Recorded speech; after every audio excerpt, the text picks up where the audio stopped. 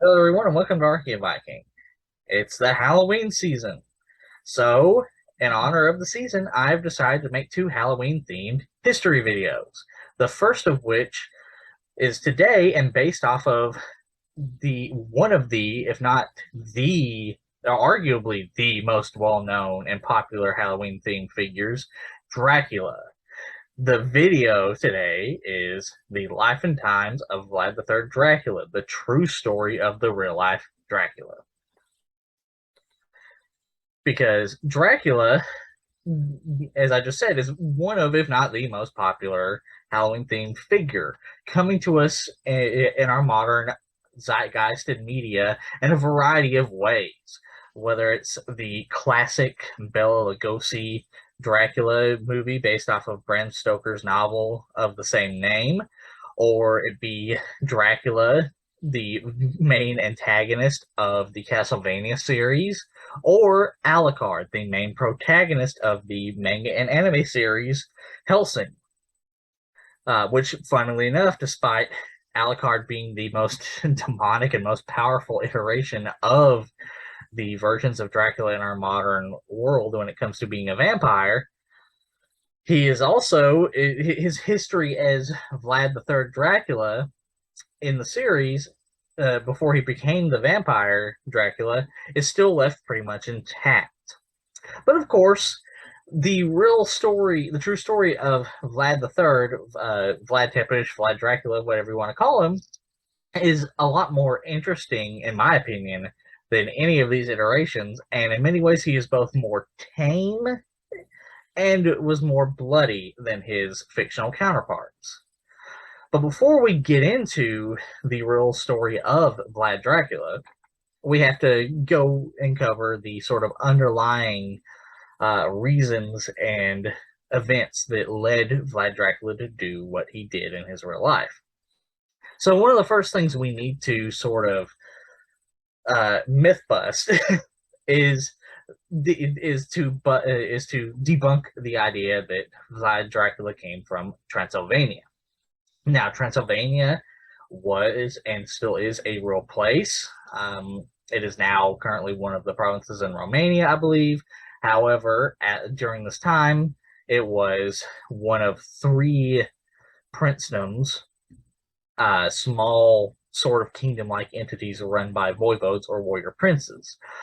But as I said, Vlad Dracula was not from Transylvania. Vlad Dracula was the voivode or warrior prince of Valahia, one of the neighboring princedoms, with the three princedoms in the area being Wallachia, Transylvania, which is somewhere around here, and Moldavia. And Wallachia and the the other two princedoms, were in a very precarious situation pretty much from the beginning. They were sandwiched between two very powerful superpowers, that being the first and most fearsome and most immediate threat being the expansionist Ottoman Empire, and the other being the Kingdom of Hungary. So in order to combat the Ottoman Empire, Transylvania, Wallachia, Moldavia, and other small kingdoms and princedoms such as Albania often fought together against the Ottoman Empire.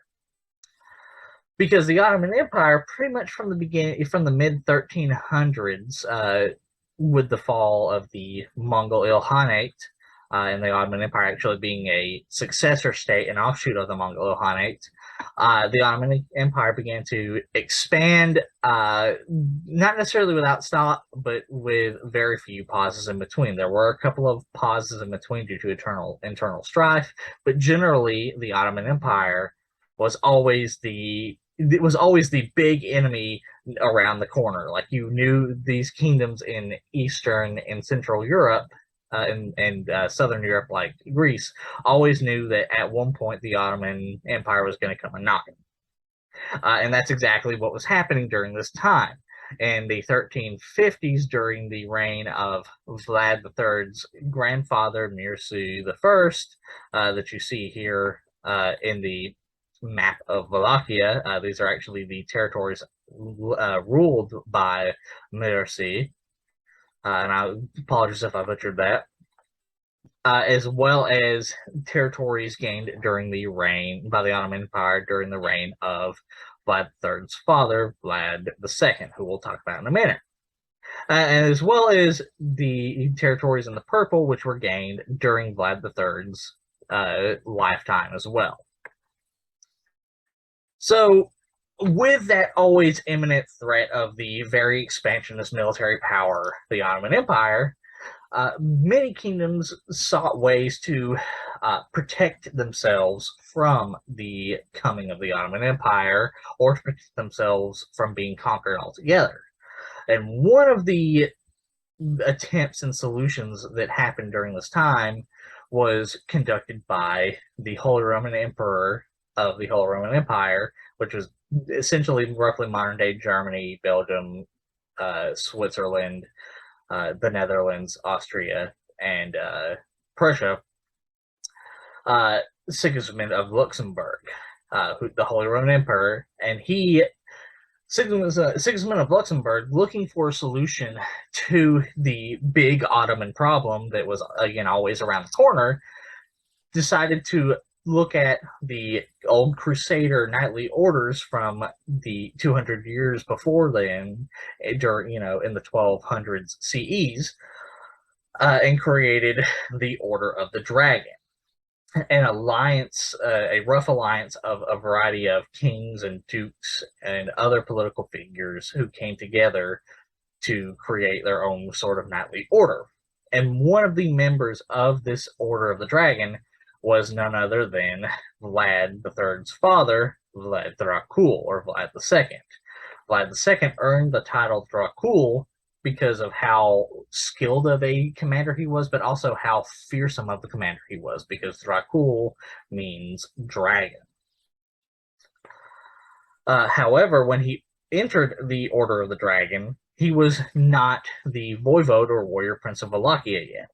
That title belonged to his half-brother, Alexander Aldia, who invaded Wallachia in 1432 and claimed the throne for himself, and rather than being like his brother and swearing fealty to the Kingdom of Hungary and the Holy Roman Empire, Alexander Aldia decided to swear fealty to Murad II, the Sultan of the Ottoman Empire, instead. However, Alexander Aldia would eventually die, which prompted Vlad II Dracula, who had the support of the Order of the Dragon as well as Sigismund of Luxembourg, to begin an invasion of Wallachia, allowing for Vlad II to take the throne for himself. And it was during this time that Vlad II had to sort of walk a tightrope of political intrigue, because, as I showed in the first map, Wallachia was a very small country sandwiched between two very large superpowers, the largest being the Ottoman Empire, but the other being still very large, though not quite as large as the Ottoman Empire, the Kingdom of Hungary. So he always had to make sure to not necessarily piss off both of these powerful kingdoms at the same time, and had to make a lot of tough decisions. And eventually, Albert II, the successor of Sigismund of Luxembourg, who at this point had died, asked Vlad II to become an ally and help defend Hungary and the Holy Roman Empire against the Ottoman Empire. However, Vlad Dracula, Vlad II, felt the best bet for the survival of his people and his princedom, Wallachia, was to side with Murad II instead. So, much like Alexander Aldia, he swore fealty to Murad II, and together a combined Ottoman and Wallachian army marched into Hungary, as well as parts of the easternmost parts of the whole Roman Empire, and defeated Hungary and the Holy Roman Empire in a variety of battles before eventually retreating to their respective territories. The Ottomans going back to the Ottoman Empire, and Vlad II going back to Wallachia. So, with that, Vlad II decided to offer, to again sort of mitigate this tightrope that he always had to walk. He offered Albert II to essentially release all the war prisoners that Vlad II had taken from Hungary and the Holy Roman Empire free of charge. And the reason I say free of charge, because generally the modus operandi of kingdoms and dukes and mercenary groups and what have you during the late Middle Ages, and really the Middle Ages overall, was, well, yes, you definitely killed people in battle during warfare, but you also wanted to take as many prisoners as you could, so that you could ransom them off for either a cash sum or even things like land or political marriages or what have you. So Vlad II was like, well, I'm going to release them free of charge. Please don't invade me. And that worked for a little bit, but eventually Albert II died as well, and he was succeeded by Władysław III of Poland as the Holy Roman Empire Emperor and King of Hungary. And Władysław II decided to offer his patronage to another young military commander at the time, John Hunyadi, who came to Vlad II and said, hey, let's work together to fight the Ottomans. And Vlad II and John Hunyadi did this. They actually battled the Ottoman army a few times and won. So in response to this, Murad II sent emissaries to Vlad II and said, hey, why don't you come and essentially apologize? Come to Adrianople, which was the capital of the Ottoman Empire at the time, and you apologize for your lack of loyalty. And Vlad II did so, probably because he felt he had no other choice. I mean, again, superimposing military power right to the south. And he did. He and his two youngest sons, Vlad III and Radu, went to Adrianople, only to be captured and held as prisoners by Murad II and the Ottoman Empire for a number of years. Eventually, Vlad II would be allowed to return to Wallachia. However, he was ordered to, in perpetuity, every year, pay a tribute of several thousand young boys to the Ottoman Empire so they could be taken and trained in essentially the Ottoman Special Forces, their elite military force, the Janissaries, which was often made up of children, of young boys taken from nations that the Ottoman Empire had conquered, and they were taken and made and trained to be their best soldiers and sort of indoctrinated into the Ottoman Empire's political sphere. As well as he was commanded to leave his two sons that he had brought with him, Vlad III and Radu, behind as well, who were also, of course, inducted into the Janissary order and trained in Janissary military strategies. Luckily, Vlad II's eldest son, Muresanu II, had been left behind and had been ruling Wallachia in his father's stead. And this leads to Vlad II's participation in John Hunyadi's so-called Long Campaign. So the Long Campaign was John Hunyadi's military strategy, or one of his first military strategies, to defeat the Ottoman Empire and end its perpetual threat. And at first, Vlad II really tried to not be part of this. He tried to remain neutral so as not to put his sons in danger, as well as not to put his small princedom in the bullseye, in the target scope of the Ottoman Empire again.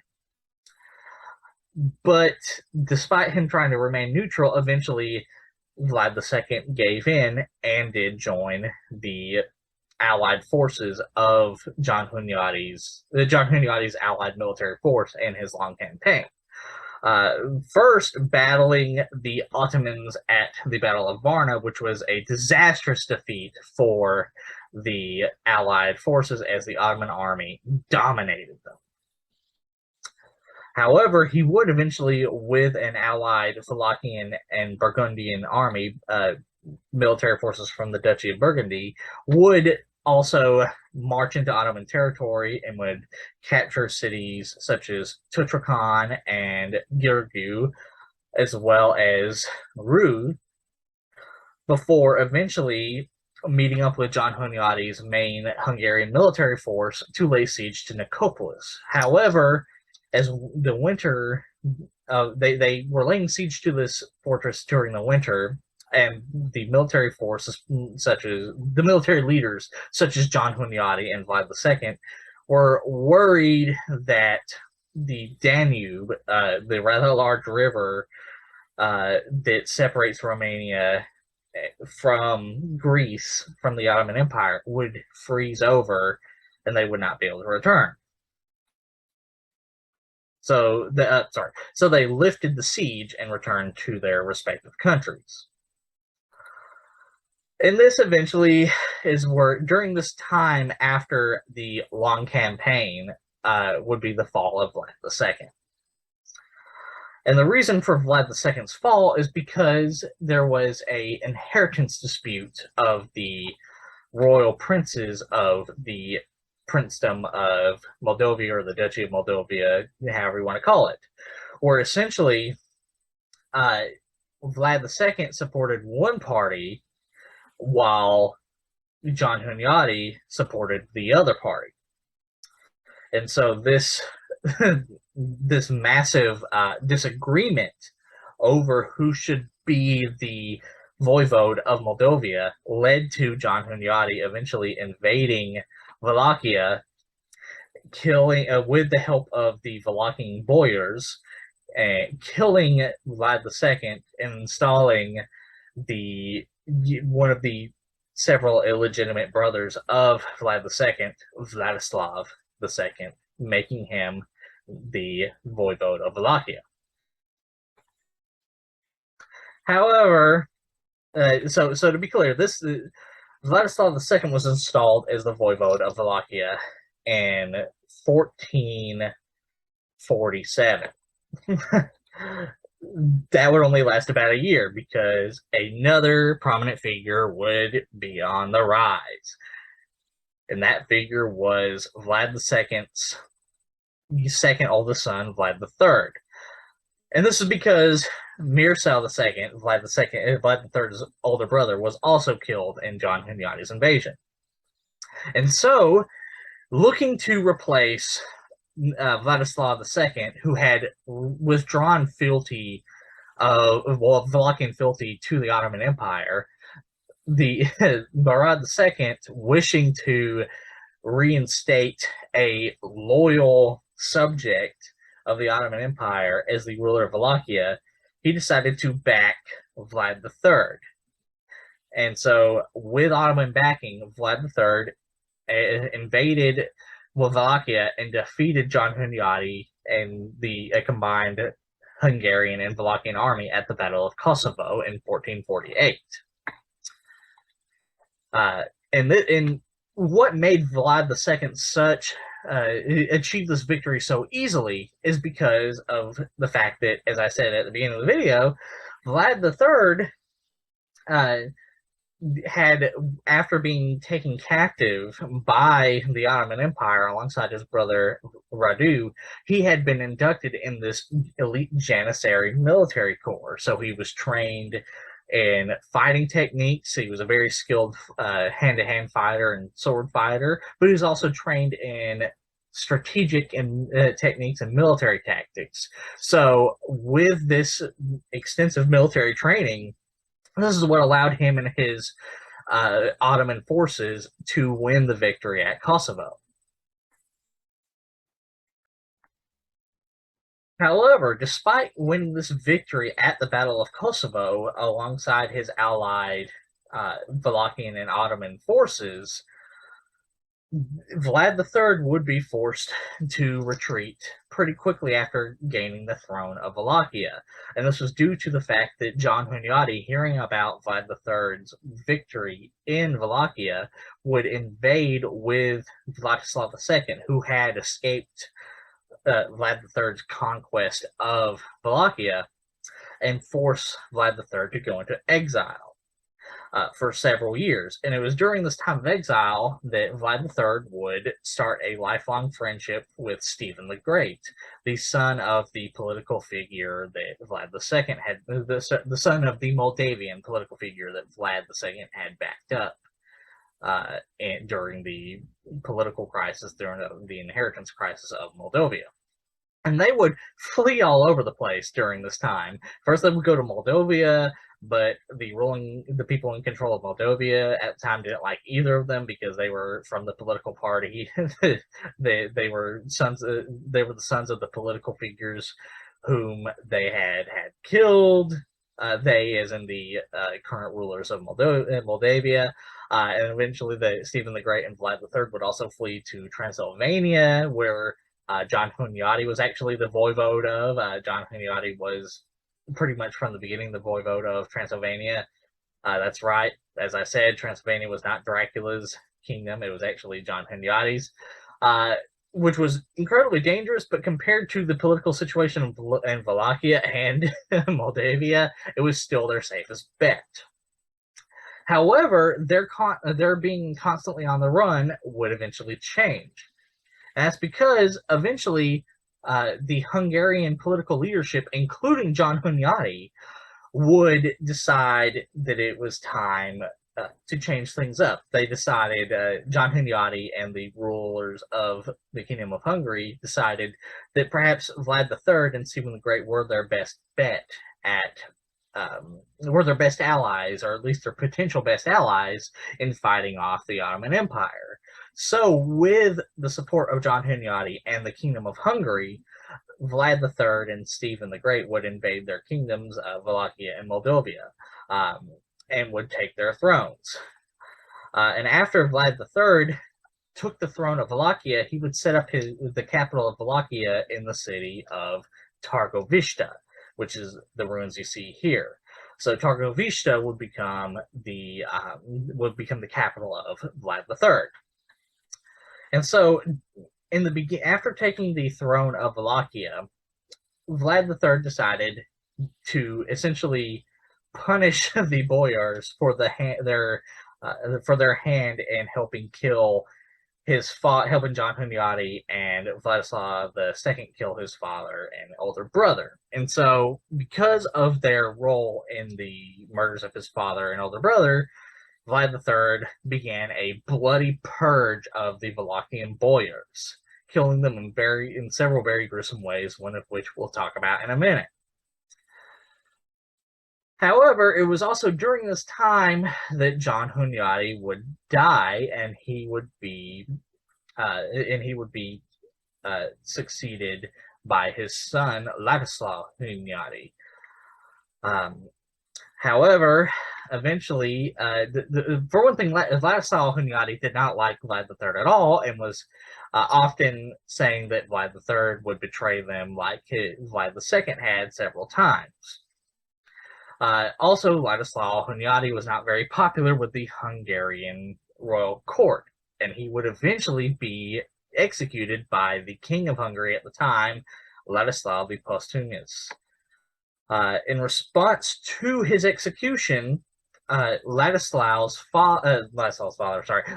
mother, Elizabeth Szilágyi, and his uncle, Michael Szilágyi, would incite the various political parties in the Hungarian royal court, who themselves did not like Władysław the Posthumous, Władysław V, as he is often called, and they would start a civil war in Hungary. Taking advantage of the civil war, Vlad III would use the civil war to invade a part of Transylvania that was controlled by Saxons. Saxons being a Germanic ethnic group, and these Transylvanian Saxons had migrated from Saxony, Germany, to Transylvania in the last 100 years or so, and they too had been to a certain they too had a hand in the execution of his father and older brother, as well as in undermining a variety of the Walachian voivodes. So, in order to further strengthen his position in Wallachia, Vlad III, Vlad Dracula, would invade the Transylvania and would brutally purge the Transylvanian Saxons. With one of his most well-known tactics for the purges being impalement, which he also used in his purge of the Boyars, where essentially he would order his commanders to take these long iron spikes, or sometimes wooden spikes, where they would be shoved up the anus, and then would be slowly forced all the way up through the mouth. And it was also described by the few survivors of the purge of the Transylvanian Saxons that he would supposedly sit while this was happening and let their blood drip into a bowl, and would dip his bread in the blood and would sit and have a feast while watching this. How much of that is true and not just propaganda is up for debate, but regardless, his methods for dealing with these for what he saw as very problematic and corrupt political figures in the Transylvanian Saxons was very bloody and horrible in itself. So horrible that many of the Hungarian and Transylvanian political figures would decry it and would publicly critique it and a variety of things like that. And they would condemn it, is the phrase, would publicly condemn it. However, at least for a time, Vlad III would gain an ally in John Hunyadi's youngest son, and Władysław Hunyadi's younger brother, Matthias Corvinus, who had been elected as the king of Hungary. And Matthias Corvinus would essentially order the dukes and counts and other political figures of Hungary and Transylvania to make peace with Vlad III, with Vlad Dracula. It was also during this that supposedly Vlad III would also take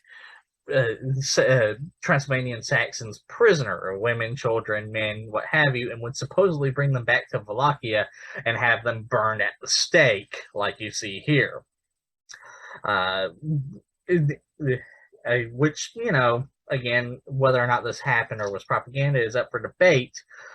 But either way, it was definitely psychological warfare, which was the modus operandi of Vlad III throughout his reign, using psychological warfare to essentially scare his political enemies in submission and further strengthen his position as ruler of Wallachia, as well as to, in theory, strengthen the the princedom of Wallachia overall. Eventually, Vlad III would declare war after strengthening his position in Wallachia on the Ottoman Empire. So it's important to note that for the first few years of his rule in Wallachia, as well as his exile, at least to a point, Vlad III, at least on paper, had sworn fealty to the Ottoman Empire. And this was done in a very similar way to for very similar reasons to why his father did it. Walking that tightrope of political intrigue, because again, the Ottoman Empire was the most powerful military force in the Western world at the time, and he, in his small kingdom of Wallachia, was not ready to fight it. And so, of course, it made sense to at least appease them for a little while. That being said, Vlad III hated the Ottoman Empire. He hated his time in the Ottoman Empire. We don't know a lot about it, but we know it wasn't a very great time. He wasn't treated well, especially considering he was a very independent man, an independent boy, teenager, what have you. So which doesn't fit well with indoctrination practices in any culture. So he never really he never really drank the Kool-Aid of the Ottoman Empire indoctrination that came with being trained as a janissary. He loved the military training. I mean, he used the military training that he received as a janissary throughout his life, but he hated the Ottoman Empire. And so eventually, after he had strengthened his position to what he felt was about as good as it was going to get in terms of stability, he began to stop sending tribute to the Ottoman Sultan, who at the time was Mehmed II, the figure you see here. So in response to this discontinuation of tribute to the Ottoman Empire, Mehmed II sent Ottoman emissaries and ambassadors to Vlad III, to Vlad Dracula, to command him to restart these tributary gifts. So, and the story goes that once the emissaries got to Vlad Dracula, he was angry that the Ottoman ambassadors refused to remove their turbans. And so, and once the Ottoman ambassador said, well, it's our custom to not remove them, I forget if it's in foreign land or overall, but either way, the point was it was against our custom to remove them here. So Vlad II, sorry, not Vlad II, Vlad III, Vlad Dracula ordered his commanders to capture the ambassadors and to literally permanently nail the turbans to the heads of the ambassadors with iron nails. And then he sent the dead bodies that obviously came with the literal nailing of turbans onto the heads of the ambassadors back to Mehmed II. And this is a very gruesome I don't want to say reimagining, but a very gruesome depiction that has been come up here of that event. And then after doing that to the Ottoman ambassadors, Vlad III gathered his army, because during this time, Vlad III took this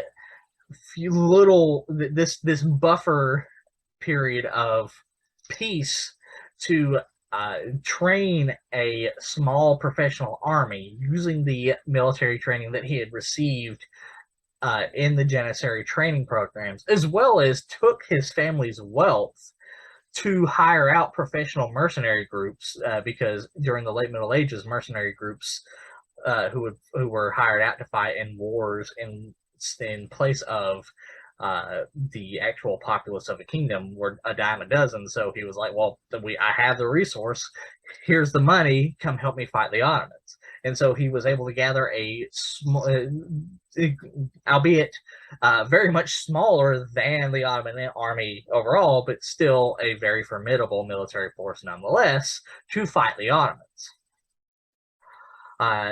And so with this small military fighting force, Vlad III would march into Ottoman territory and would recapture the fortress of Gheorghe in 1462. In fact, before we move on to that, during his capture of the fortress of Gheorghe, the story goes that once Vlad III and his army got there, because of his time in the Ottoman Empire and his training and his education in Ottoman education, he spoke fluent Turkish and told the gate guards and the commanders of Gheorghe that he was there under orders of Mehmed II.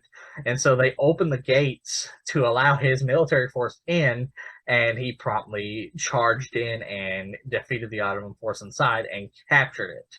And this is actually a pattern that would be seen throughout Vlad III's time fighting the Ottomans, that he would use that despite having been in the Ottoman Empire for so long, he would use his training to benefit him and would often use subterfuge, acting like either oftentimes dressing as a Turkish soldier or janissary overall, or use his fluid knowledge of Turkic society and Turkic infrastructure and etc. to gain an upper hand, like in this battle right here. In response to the the execution of these emissaries, of these ambassadors, as well as the capture of the fortress of Giurgiu, Mehmed II would gather up an incredibly large army, said to be second only to the army that he used to capture Constantinople, because Mehmed II was the sultan who had finally conquered Constantinople and the Byzantine Empire. Also, Mehmed II would offer his patronage to Vlad III's younger brother, Radu the Handsome, this individual you see here, because in contrast to Vlad III Dracula, Radu the Handsome completely bought into the Ottoman education. He was completely loyal to the Ottoman Empire, or at least to a certain degree. I mean, how much of it was him being completely loyal and him just simply wanting the throne of Wallachia for himself is always up for debate. But as far as we can tell, he was very much loyal to the Ottoman Empire, as well as also wanting the throne of Wallachia for himself. So Radu the Handsome was one of the commanders of Mehmed II's army, under the pretense that with Mehmed II's army winning the war, Radu the Handsome would take the throne of Wallachia and become a loyal vassal and buffer state for the Ottoman Empire. It should also be noted that Mehmed II also personally led this army, because Mehmed II was very much not an armchair general. It's the reason he was so respected by his Ottoman army, is because he was right there on the front lines with them, in a very similar way that Napoleon and Gustav Adolf and Chinggis Khan were as well as Yongle Emperor in China. So very important. And eventually, the Ottoman army would land at Brila, the city of Brila on the Danube River right here. And to be clear, this is a map of the various battles that Vlad III fought with the Ottoman army on the border of Wallachia and the Ottoman Empire, Giurgiu included. He took several other cities as well.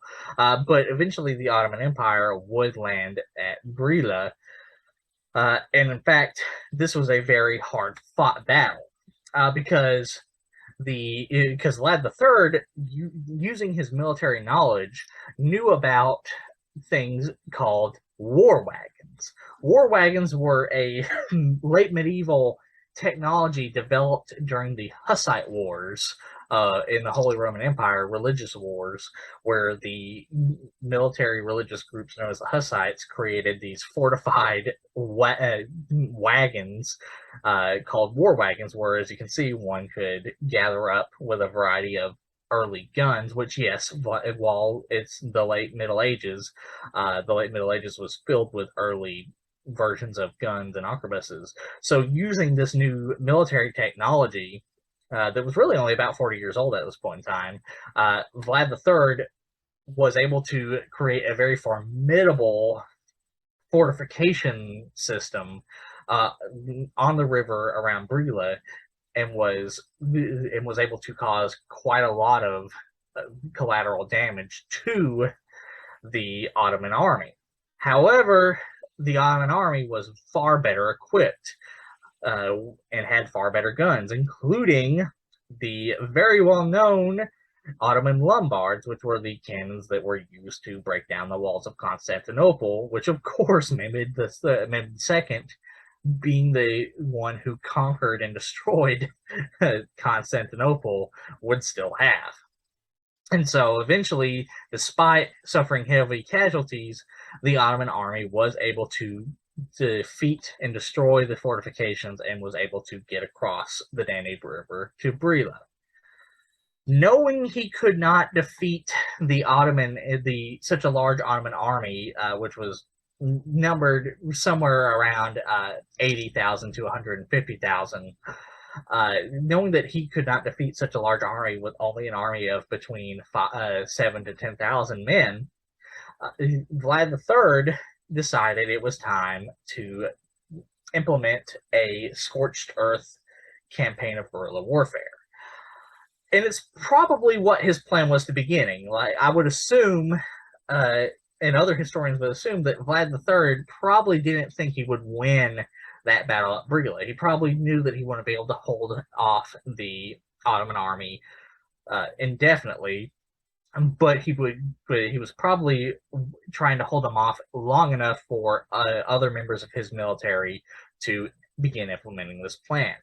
And so what Vlad III did with the scorched earth policy of guerrilla warfare is he and his men would burn all farmland and houses and villages along the way so as to prevent the Ottoman army from taking in order to prevent the Ottoman army from having any food overall. Because one of the most common military tactics of the time was is a French term known as the chevauchée, where essentially an army would live off the land. They would march into a country or countries, and during that invasion, they would bring their supplies with them first, but they would also rely on taking food supplies and food stores from local villages and cities.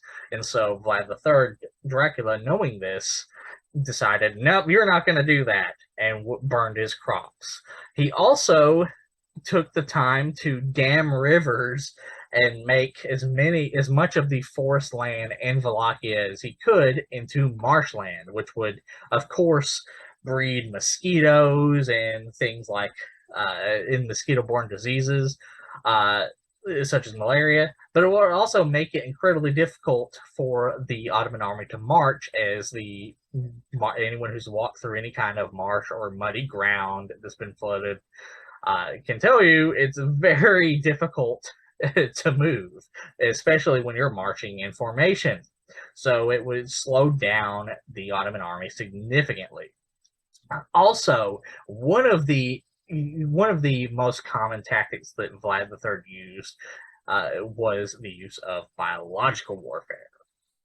And what that means is Vlad III would take victims of the bubonic plague and would deposit them in the paths of the Ottoman regiments, making it, in essence, hoping that the individuals infected by the plague, that if they did not infect the Ottoman army, at least they would cause psychological warfare to the Ottoman army, and probably, of course, the idea that who's spreading the disease to them.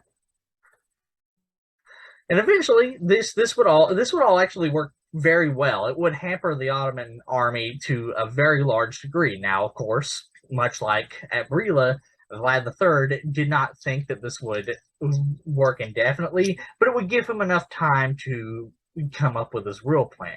And that real plan was, once the Ottoman army had been worn down enough and was starving and hungry and sick and dirty and exhausted and disheartened, he knew that would be the time to strike. And so as they finally got through all of this, the Ottoman army finally got through all of this and got near Vlad III's capital at Târgovişte, Vlad III planned a night raid. And so during the night, Vlad III and his elite military force snuck in to the Ottoman camp and made for what they thought was the royal tent of Mehmed II, along the way, of course, burning as many tents down as possible. However, Vlad III's spies miscalculated or lied. Nobody is sure. Yeah. And they actually found out that the tent that they went to was actually not Mehmed II's tent, but was actually the tent of two of his generals, several of his generals, actually, not just two of them.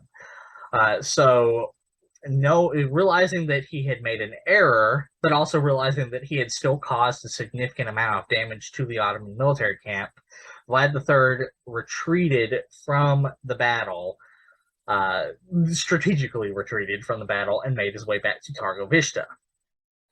And eventually, Mehmed II's army, and Mehmed II Radu the Handsom's army, would reach Târgovişte. But when they reached Târgovişte, they found something that Vlad III had left them as a surprise. According to the Ottoman accounts, which again could be a little bit of propaganda, but still, there were purportedly over 20,000 Ottoman war prisoners impaled on the road path leading all the way up to the gates of Târgovişte. This is a image here, a depiction of it here, just sort of showing it. And this is showing Vlad III walking ominously, having left this birthday gift essentially for Mehmed II. And according to the Ottoman accounts, Mehmed II was horrified at this. I mean, Mehmed II himself was a tyrant and was known for his brutal tactics in warfare, and apparently even he was horrified by this. And so Vlad III left this gift for Mehmed II and continued his campaign of guerrilla warfare. And it was during this time that Vlad III, Dracula's closest ally, Stephen the Great, and Vlad III would attempt to lay siege to the Ottoman fortress of Shilia. First, Stephen the Great got there, and he began laying siege to it, while Vlad III began to march to reinforce Stephen the Great after leaving Târgovişte and leaving that surprise birthday gift of 20,000, or supposedly 20,000, impaled Ottoman war prisoners for Mehmed II. Vlad III also left about 4,000 Walachian soldiers behind to engage the Ottoman military train in the hopes of either defeating them, which was probably asking for a lot, and I highly doubt that, based off of the evidence, that Vlad III thought that small force was going to defeat him. More likely, he sent that small force of 4,000, some estimates say about 5,000, behind to sort of slow them down, to ambush them and slow them down. Because they did that and they were defeated several times.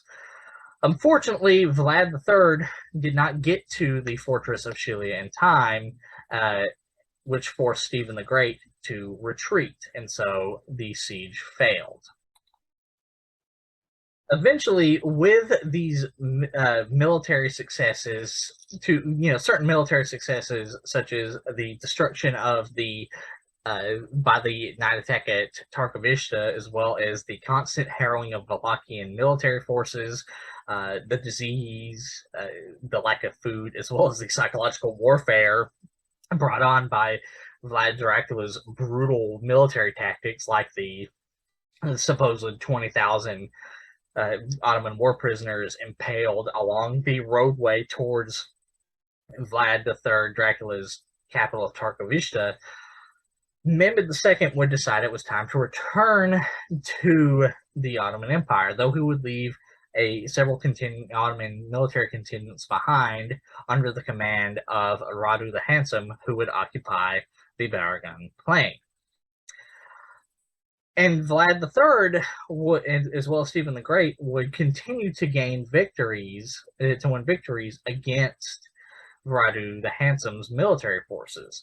However, their military forces were beginning to become depleted because, of course, they only had between 7,000 to 10,000 forces in Wallachia, as well as the fact the brutal scorched earth guerrilla campaign not only hurt the Ottoman military forces, but it also hurt the peasant populace of Wallachia, as well as the food stores of the various boyars who had not been purged at the beginning of Vlad III Dracula's reign. So, with this in mind, many of Vlad III's native Walachian soldiers began to defect to Radu's side, and eventually the Walachian boyars would side with Radu the Handsome and would implement Radu the Handsome as the voivode of Wallachia. So, with the installation of his brother Radu to the throne of the princedom to become voivode of Wallachia, Vlad III and Stephen the Great felt it was time to leave Wallachia, and they fled. Stephen, of course, returning to his princedom, Moldavia, and Vlad III fleeing to his other closest ally, other than Stephen the Great, that being Matthias Corvinus of Hungary. However, several political enemies of Vlad III would begin to spread rumors that to Matthias Corvinus that Vlad III was going to betray Matthias Corvinus. So when Vlad III Dracula entered Hungary, hoping to gain military support from Matthias Corvinus, instead he found Matthias Corvinus furious at supposed betrayal by Vlad III, and was promptly imprisoned by Matthias Corvinus in Hungary for over 10 years. However, he would eventually gain his freedom and would live in a variety of Hungarian cities during this time, including the city of Pest, which makes up half of the modern day city of Budapest, the other part being over here labeled Buda. And during this time, during his exile from Wallachia, despite being exiled from Wallachia, Vlad III would still find support from Matthias Corvinus after he had been acquitted of his crimes and released of his imprisonment, and would still see military action and campaigns against the Ottoman Empire, such as the Hungarian campaign in Bosnia against the Ottomans, of which Vlad III Dracula was one of the commanders, where he would gain yet again even more of a brutal reputation, because he would impale both Bosnian citizens who were loyal to the Ottoman Empire as well as Ottoman soldiers themselves on iron and wooden stakes. It is also during this time that Vlad III's longtime friend Stephen the Great continued the fight against his fight against the Ottomans as well, gaining several victories but also gaining some losses, as Stephen the Great lost against the Ottomans at the Battle of Valahia Alba. Also during this time, Radu the Handsome would eventually die, and would be replaced by Basarab the Old as the voivode of Transylvania by Mehmed II.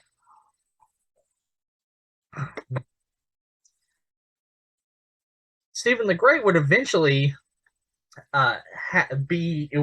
face a siege at the hands of Mehmed II at the Nipt Citadel, prompting Vlad III and the Hungarian commander Stephen V Barthary to go and relieve the siege and save Stephen the Great. Eventually, Vlad III would, with his victories that he gained for the Hungarian kingdom, would gain the support from Matthias Corvinus again, and would invade Wallachia and overthrow Basarab the Old, and would reclaim the Wallachian throne, defeating the Ottomans in battle with a combined Wallachian-Hungarian army that you can see here. However, his return to the throne of Wallachia would be short-lived, as eventually he would engage the Ottomans in battle at the Battle of Snakov, where during this battle, Vlad III would be killed, and it would fall in battle.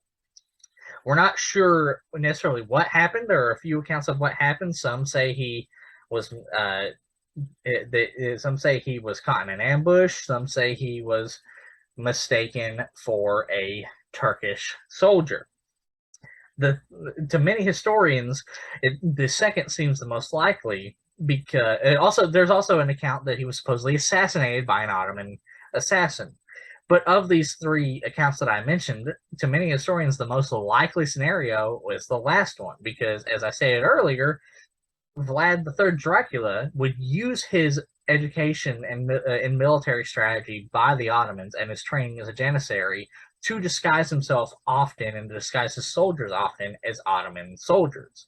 So this is not too surprising to see that to hear that in the use of his time-tested tactic of pretending to be an Ottoman soldier in order to lull the Ottoman forces into a false sense of security, that he would be mistaken as an Ottoman soldier by one of the Hungarian soldiers who was not necessarily in the know. And this is actually, and arguably, this is the most fitting death for Vlad III, for him to die as he lived, as a knight, as a military commander, which he was throughout his life. Now, of course, individuals such as John Hunyadi and Stephen the Great achieved more victories against the Ottomans during their lives than Vlad III did, but regardless, Vlad III was one of the fiercest and most feared enemies of the Ottomans, so it is very fitting for him to die in battle fighting his arch nemesis.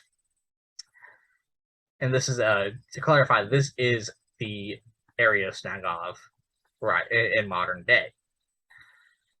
And eventually, with his death, after his death, Mehmed II would succeed in conquering Wallachia as well as other areas such as Serbia, making them vassals.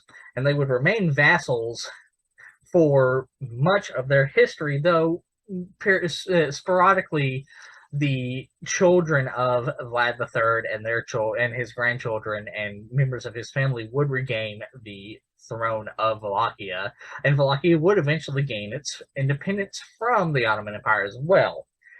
But that doesn't change that they were conquered and made a vassal for at least 150 years, if not more, by the Ottoman Empire.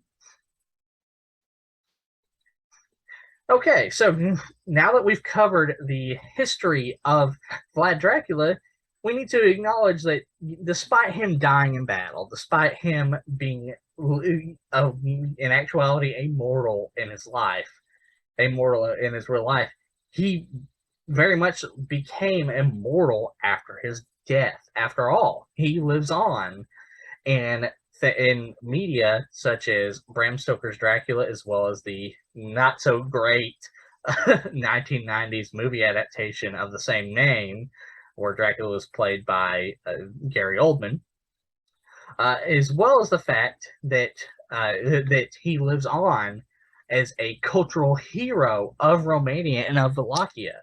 Because it's important to note that while Vlad III Dracula was a monster in war and was a monster in battle, he became a monster to defend his people. He became a monster to protect his subjects in Wallachia, as well as protect the subjects of his friend Stephen the Great and the subjects of Hungary. And so, while we should not consider the horrible acts he did great, it's important to remember he did these because he did these acts because he was protecting those he felt he needed to protect, and that's exactly how he's viewed by much of the Romanian populace to this day. So again, while he was immortal in life, while he was a normal human being in life, he is very much immortal, and in many ways is a vampire. Even if vampires don't actually exist, he has gained the immortality of a vampire because of the acts he committed in his real life. Okay, so that ends that video. I hope you enjoyed it. If you want me to cover any of the other figures I mentioned in greater depth, whether it be John Hunyadi or Stephen the Great or Matthias Corvinus or even Mehmed II, Please feel free to leave a comment in the comment section, and remember to like, share, and subscribe, and I hope you enjoyed this video.